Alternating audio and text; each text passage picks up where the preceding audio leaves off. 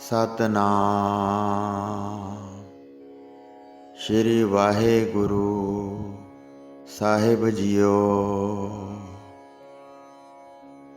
परम सन्मानियो गुरु रूप गुरु खालसा साध संगत जी, वाहिगुरु जी का खालसा वाहिगुरु जी की फतेह।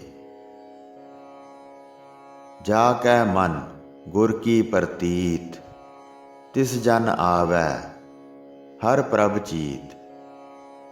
मनुख नूं संसार ते शरधा है अते करतार ते शक है। इस दा कारण यह है कि संसार दिसदा है, संसार दा आकार है। जो आकार वाला है वह गिणिया जा सकता है, मिणिया जा सकता है, तोलिया जा सकता है अते ज्ञान इंद्रियां दी पकड़ विच आ सकता है। निराकार विच विचार नहीं टिकदी, क्योंकि वह अगोचर है, अलेख है, बेअंत है। भगत रविदास जी का बचन है, बिन देखै उपजै नहीं आसा, जो दिसै सो होए बिनासा। यह तर्क भी महत्वपूर्ण नहीं कि बंदा आखे जो दिसदा है मैं उस ते विश्वास करांगा, जो नहीं दिसदा उसनों नहीं मनांगा। नींद, भुख, प्यास, पीड़ा नज़र नहीं आउंदियां, पर असीं इन्हां दी हस्ती तो मुनकर नहीं हुंदे, मनदे हाँ कि ये हन। बेशक ये असीं दूसरिਆਂ ਨੂੰ विखा नहीं सकते, पर फिर भी असीं इन्हां ते शक नहीं करते। पर परमात्मा ते जो सारे जगत का मूल है, बंदे नूं शक है। सानू परमात्मा ने सिर दिता है, दिमाग दिता है, विचार दिती है। जे असीं विचार तो थल्ले डिग पईए, उत्थे शक ते नहीं रहेगा, पर उत्थे शरधा भी नहीं रहेगी। बंदा पशु हो जाएगा। जे असी विचार तो उपर चले जाइए तां ओह हिरदे का देश है। उत्थे शक नहीं रहेगा, पर उत्थे शरधा आ जाएगी। सियाणे विद्वान इस गल नाल सहमत हैं कि पुरुष चित्त विच सुभावक शंके हैं, शरधा घट है, अते इस्त्री चित्त विच शरधा सुभावक है, शंके बहुत घट हैं। जदों सारे सुल्तानपुर वासियों की शरधा डोल जाती है, भैन नानकी की शरधा तां भी अडोल है। यही कारण है जगत की अकाल पुरख के कीर्तन ते शरधा बनाने वास्ते सतगुरु नानक देव जी ने रबाब वास्ते पैसे भैन नानकी जी पासों ही मंगे सन। मुसलमान सज्जण कहते हैं, राविया जो बसरे दे रहन वाली फकीर औरत सी, वह हो गई, उस वर्गी शरधा कित्थों मिलेगी।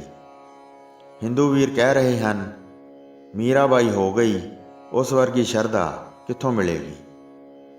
सतगुरु दा पंथ निर्मल पंथ, अकाल पुरख दा पंथ अजिहा है, इस विच हर तरह के अमुल हीरे मोती हैं ते बेअंत हैं। बेबे नानकी जी का नाम लेंदे हाँ तां शरधा नाल हिरदा भर जाता है। माता खीवी जी की शरधा का बयान कौन कर सकता है। बलवंड खीवी नेक जन, जिस बहुती छाओं पतराली, लंगर दौलत वंडी है, रस अमृत खीर घियाली। बीबी भानी जी का नाम लेंदियां ही सिख नूं अतुट शरधा मिलती है। इस सिख पंथ विच तन मन धन अर्पण करन वाले अनेकां हन, जिन्हां विच सिंह भी हन अते सिंघणियां भी हन।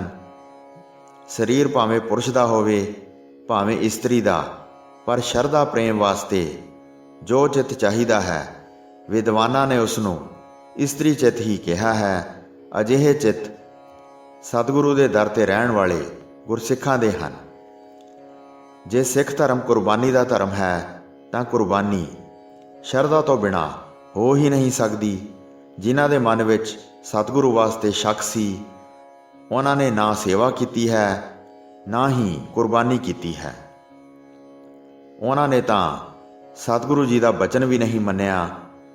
वह आप सतगुरु जी तो दूर हो गए अते उन्हां ने ਸਤਿਗੁਰਾਂ ਦੀ ਨਿੰਦਾ ਕਰਕੇ ਅਨੇਕਾਂ ਹੋਰਨਾਂ ਨੂੰ ਸਤਿਗੁਰਾਂ ਤੋਂ ਦੂਰ ਕਰ ਦਿੱਤਾ ਸੀ।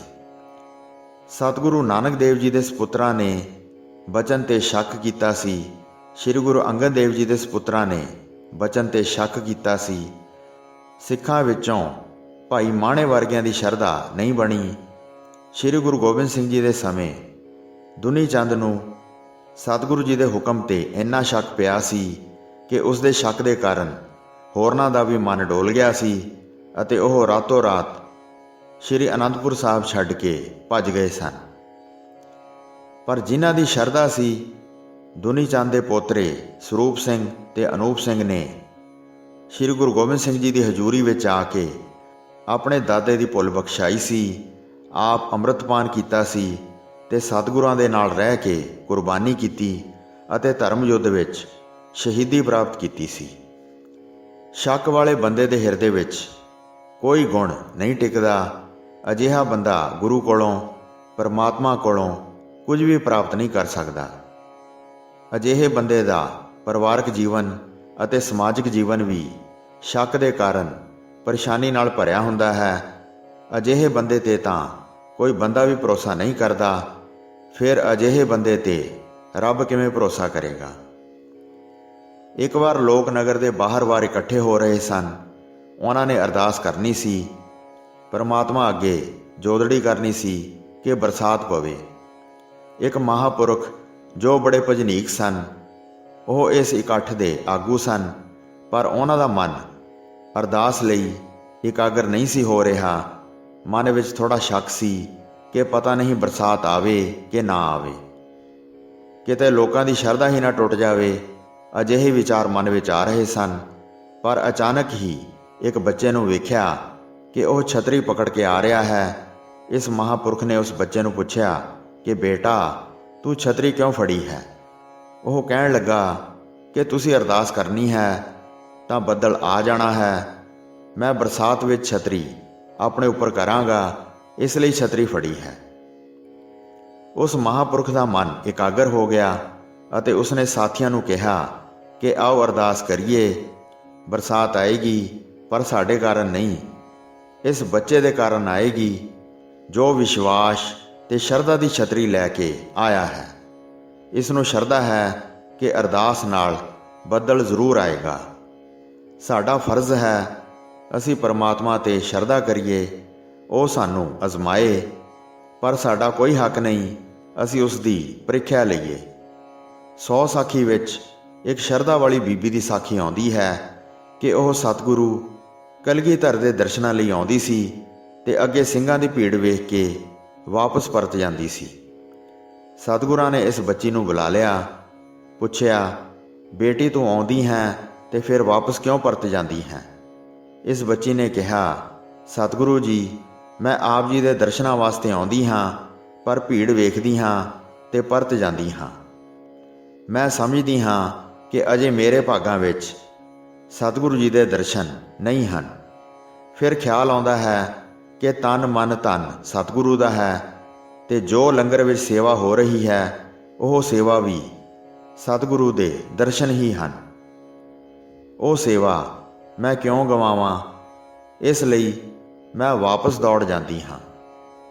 ਸਤਿਗੁਰਾਂ ਨੇ ਕਿਹਾ ਸੀ, ਬੇਟੀ, ਤੇਰੀ ਸ਼ਰਧਾ ਤੈਨੂੰ ਉਤਾਰੇਗੀ, ਤੂੰ ਗੁਰਮਤਿ ਨੂੰ ਸਮਝਿਆ ਹੈ। ਇੱਕ ਸੇਵਕ ਗੁਰ ਪਾਸ, ਇੱਕ ਗੁਰ ਕਾਰੈ ਲਾਈਆ, ਜਿਨ੍ਹਾਂ ਗੁਰ ਪਿਆਰਾ ਮਨ ਚਿੱਤ, ਤਿਨਾ ਭਾਉ ਗੁਰੂ ਦੇਵਾਈਆ। ਜਾ, ਅੱਜ ਤੋਂ ਬਾਅਦ ਤੂੰ ਖੇਚਲ ਨਾ ਕਰੀ, ਤੈਨੂੰ ਦਰਸ਼ਨ ਦੇਣ ਵਾਸਤੇ ਮੈਂ ਆਪ ਹੀ ਲੰਗਰ ਵਿੱਚ ਆਇਆ ਕਰਾਂਗਾ। ਸਾਡਾ ਫਰਜ਼ ਬਣਦਾ ਹੈ ਕਿ ਅਸੀਂ ਕਰਤਾਰ ਤੇ ਸ਼ਰਧਾ ਰੱਖੀਏ।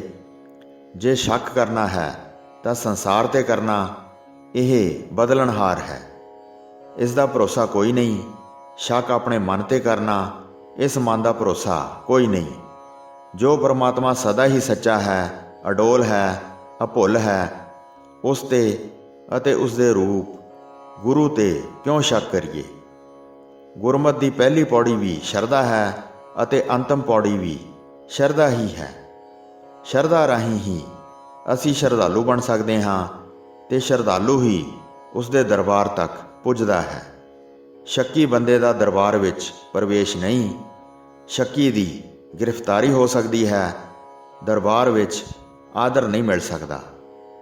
ਸ੍ਰੀ ਗੁਰੂ ਅਰਜਨ ਦੇਵ ਜੀ ਫਰਮਾਉਂਦੇ ਹਨ ਕਿ ਜਿਸ ਮਨੁੱਖ ਦੇ ਮਨ ਵਿੱਚ ਸਤਿਗੁਰੂ ਵਾਸਤੇ ਸ਼ਰਧਾ ਬਣ ਜਾਂਦੀ ਹੈ, ਉਸ ਦੇ ਚਿੱਤ ਵਿੱਚ ਪ੍ਰਭੂ ਆ ਕੇ ਨਿਵਾਸ ਕਰ ਲੈਂਦੇ ਹਨ ਤੇ ਪ੍ਰਭੂ ਦਾ ਟਿਕਾਣਾ ਹੋ ਜਾਂਦਾ ਹੈ।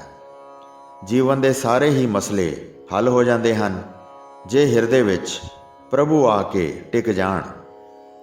ਸਾਨੂੰ ਪਤਾ ਹੈ ਕਿ ਜਿੱਥੇ ਰਾਜੇ ਦਾ ਮਹਿਲ ਹੋਵੇ, ਉੱਥੇ ਆਸੇ-ਪਾਸੇ ਰਹਿਣ ਵਾਲਿਆਂ ਦਾ ਵੀ ਭਲਾ ਹੋ ਜਾਂਦਾ ਹੈ। ਬਾਦਸ਼ਾਹ ਜਿੱਥੇ ਰਾਤ ਰਹਿ ਜਾਏ, ਉੱਥੇ ਅਨੇਕਾਂ ਦੀ ਭੁੱਖ ਮੁੱਕ ਜਾਂਦੀ ਹੈ। ਪਰ ਜਿੱਥੇ ਪਾਤਸ਼ਾਹਾਂ ਦਾ ਪਾਤਸ਼ਾਹ ਆ ਕੇ ਟਿਕੇ, ਉੱਥੇ ਕੀ ਥੋੜ ਰਹਿ ਸਕਦੀ ਹੈ। ਘਾਟ ਪਰਮਾਤਮਾ ਵੱਲੋਂ ਨਹੀਂ, ਘਾਟ ਸਾਡੇ ਮਨ ਵਿੱਚ ਹੈ। ਉਹ ਇਹ ਹੈ ਕਿ ਸ਼ੱਕ ਹੈ, ਸਾਡੇ ਮਨ ਵਿੱਚ ਸ਼ਰਧਾ ਨਹੀਂ। ਸ਼ਰਧਾ ਲਈ ਬਹੀਐ ਪੜਿਆ ਪਾਸ। ਸਾਧ ਸੰਗਤ ਜੀ, ਅੱਜ ਕੱਲ੍ਹ ਦੇ ਕਈ ਵੱਡੇ ਵੱਡੇ ਪ੍ਰਚਾਰਕ ਸੰਗਤ ਦੀ ਸ਼ਰਧਾ ਤੋੜਨ ਵਿੱਚ ਲੱਗੇ ਹੋਏ ਹਨ। ਸੰਗਤਾਂ ਨੂੰ ਇਹਨਾਂ ਤੋਂ ਸੁਚੇਤ ਹੋਣ ਦੀ ਲੋੜ ਹੈ। ਹਰ ਜਨ ਕੇ ਵੱਡ ਭਾਗ ਵਡੇਰੇ, ਜਿਨ ਹਰ ਹਰ ਸਰਧਾ ਹਰ ਪਿਆਸ। ਜੋ ਜੋ ਸੁਣੈ ਪੇਖੈ ਲਾਏ ਸਰਧਾ, ਤਾਂ ਕਾ ਜਨਮ ਮਰਨ ਦੁਖ ਭਾਗੈ। ਗਾਵਤ ਸੁਨਤ ਸੁਨਾਵਤ ਸਰਧਾ, ਹਰ ਰਸ ਪੀ ਵੱਡ ਭਾਗੇ। ਕਲ ਕਲੇਸ਼ ਮਿਟੇ ਸਭ ਤਨ ਤੇ, RAM ਨਾਮ ਲਿਵ ਜਾਕੇ। ਵਾਹਿਗੁਰੂ ਜੀ ਕਾ ਖਾਲਸਾ, ਵਾਹਿਗੁਰੂ ਜੀ ਕੀ ਫਤਿਹ।